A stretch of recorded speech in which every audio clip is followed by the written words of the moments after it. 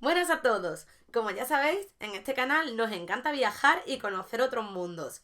Y hoy no va a ser menos. Vamos a conocer otro mundo diferente. ¿A que no sabéis a dónde vamos a ir hoy?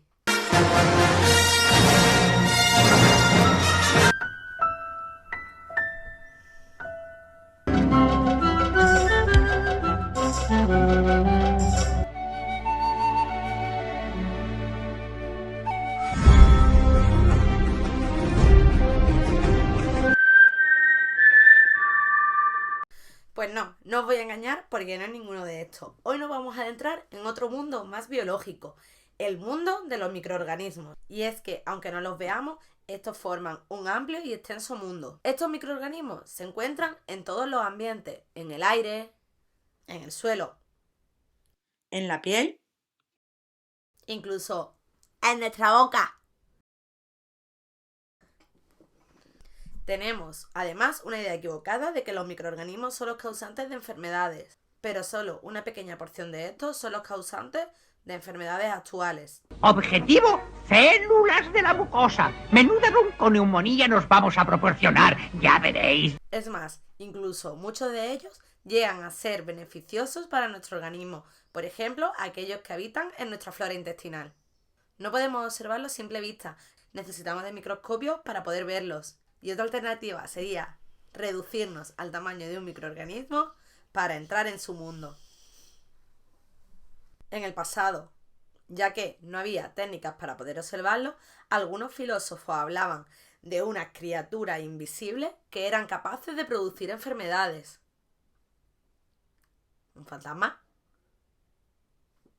Pero a raíz de la invención del microscopio se empezó a hablar de unos pequeños animálculos que se podían observar en una gota de agua.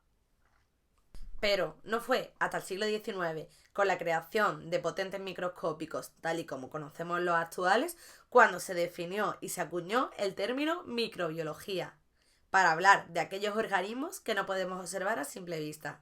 Con el desarrollo de la microbiología fueron muchos los científicos que empezaron a investigar sobre este tema. Uno de ellos, Robert Koch, aportó su propia teoría sobre la relación entre los microorganismos y las enfermedades, lo que denominó teoría microbiana de la enfermedad, también conocida como los postulados de Koch. Estos son 4. El microorganismo causante de la enfermedad debe aparecer en todos los individuos que están enfermos y por tanto no debe aparecer en ningún individuo que esté sano. Se deben obtener de este enfermo cultivos puros del agente causante. Por ejemplo, si el animal de experimentación está infectado de neumonía, se debería poder aislar un cultivo puro de neumococo. Si inoculamos, es decir, si introducimos el microorganismo en un organismo sano, este debe enfermarse. Por último, Robert Koch afirmaba que, para que estemos seguros que es dicha enfermedad, de nuevo se deberá aislar un cultivo puro de dicho microorganismo en el animal que estaba enfermo. Los postulados de Koch son válidos para enfermedades como por ejemplo la tuberculosis, producida por Mycobacterium tuberculosis, o por ejemplo el carbunco, producido por Bacillus anthracis. El problema viene con otras enfermedades que no se han podido aislar cultivos puros, por ejemplo la producida por Treponema pallidum, la sífilis, o aquellas que están producidas por virus, por ejemplo el virus de la gripe. En este caso, estas dos enfermedades no cumplirían los postulados de Koch y, sin embargo, están producidas por microorganismos. Pero antes de nada, vamos a clasificar estos microorganismos. Por un lado, nos encontramos el reino Moneras, que abarca a microorganismos procariotas, entre estos las bacterias y las arqueas. Entre la organización eucariota, los organismos que estos abarcan son mucho más amplios. Dentro de los eucariotas tenemos al reino protistas. Este reino es muy variado y complejo, como luego veremos, pero está formado por protozoos, organismos eucariotas de alta importancia biológica, ya que muchos de ellos pueden llegar a causar enfermedades. También incluye algas de tamaño microscópico y unicelulares y mixomicetos. Estos últimos forman un grupo muy peculiar llamado los mohos mucilaginosos. Por otro lado, nos encontramos el reino hongos, un grupo de organismos heterótrofos que se encuentran ampliamente distribuidos en todas las hábitats y viven normalmente en el suelo o en materia en descomposición. Dentro de la microbiología también se estudian los virus. Estos poseen ácidos nucleicos, pero carecen de actividad metabólica, por lo que siempre se han considerado como organismos no vivos. Pero la microbiología los estudia ya que son capaces de provocar múltiples enfermedades en todos los organismos. La relación filogenética entre estos organismos a lo largo de la historia ha sido muy controvertida.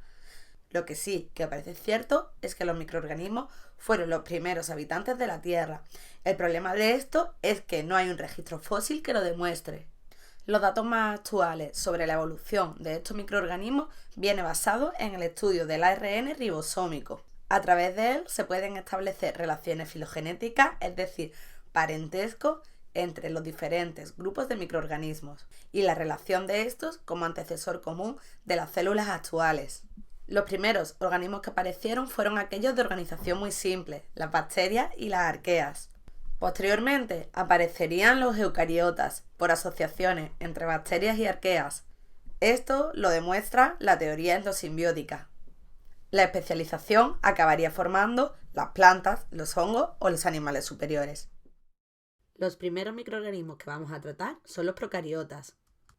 Estas tienen un tamaño que oscila entre 0,1 y 50 micrómetros. Se pueden presentar como células aisladas o bien formando agrupaciones o filamentos. Los procariotas se caracterizan por la variedad de metabolismo y fisiología que tienen. Hay microorganismos fotótrofos que obtienen la energía de la luz y otros quimiótrofos que obtienen su energía de compuestos químicos orgánicos y inorgánicos. Por otro lado, hay procariotas que emplean el CO2 como fuente de carbono, los autótrofos, mientras que para otras la fuente de carbono son los compuestos inorgánicos, los heterótrofos. Muchos son facultativos, es decir, tienen la capacidad de utilizar las diferentes fuentes de energía según la necesidad. En cuanto a la sexualidad de los procariotas, también hay bastante variedad. Pueden ser asexuales, dividiéndose por procesos de bipartición o gemación, pero también existen organismos parasexuales en los que se transfieren fragmentos de material hereditario de una bacteria donadora a otra bacteria receptora. En esta transferencia génica pueden darse 3 procesos. En la transformación se transfiere un fragmento de ADN que es libre de una bacteria donadora hasta una bacteria receptora, pero en este proceso no es necesario que ambas células se toquen. En el siguiente proceso, la transducción, el ADN de la célula donadora se transfiere a la receptora mediante un virus. Por último, en la conjugación se transfieren plásmidos a través del contacto entre la célula donadora y receptora. En gram negativa, el contacto se realiza a través de un pili sexual, una especie de túnel que se crea entre las dos células. Pero en gram positiva, la conjugación se realiza por contacto directo entre las bacterias. Una forma de clasificar las bacterias es dependiendo de cómo sea su pared celular. Por un lado están las bacterias gram negativas. Estas poseen una pared celular de tipo gram negativo, con una fina capa de peptidoglucanos en su membrana externa. Ellas tienen un metabolismo muy diverso. Hay bacterias como las cianobacterias que hacen la fotosíntesis oxigénica, ya que en su interior tienen clorofila. Por otro lado también hay otras que realizan la fotosíntesis anoxigénica, las bacterias rojas, púrpuras o verdes, que contienen bacterioclorofila como pigmento fotosintético. Otras bacterias como las nitrificantes, las oxidantes del hierro o del azufre tienen un metabolismo quimiolitotrofo. Por otro lado, hay una serie de bacterias que metabolizan compuestos inorgánicos, teniendo estas un metabolismo quimiorganotrofo.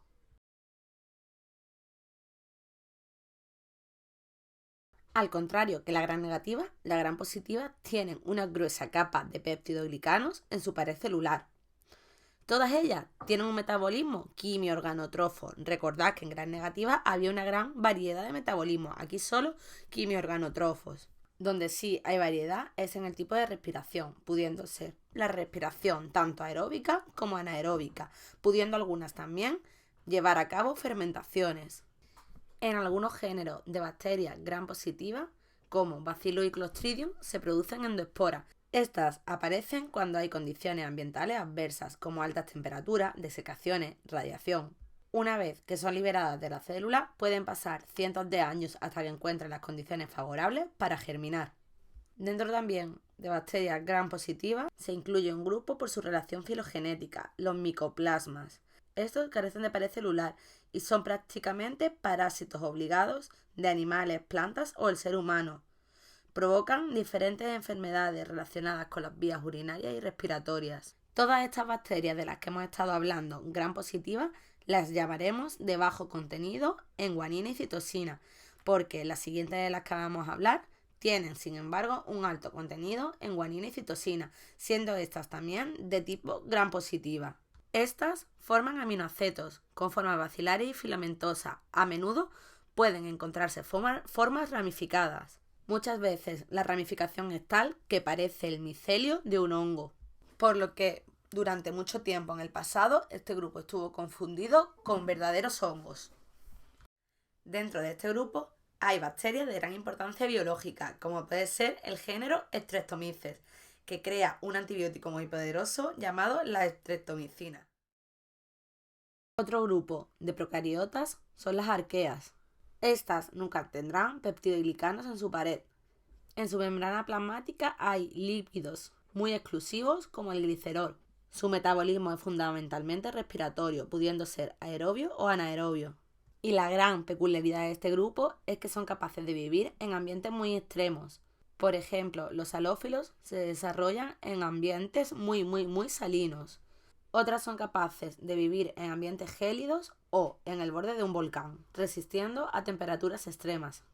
Las bacterias metanógenas producen metano en ambientes anaerobios, por ejemplo, el estómago de los rumiantes.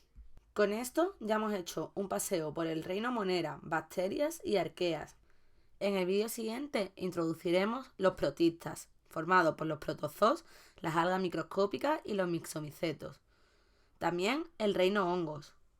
Y por último hablaremos de las formas acelulares, los virus.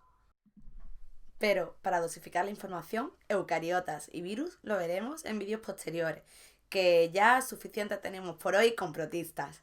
Así que nos vemos en el siguiente vídeo. ¡Hasta luego!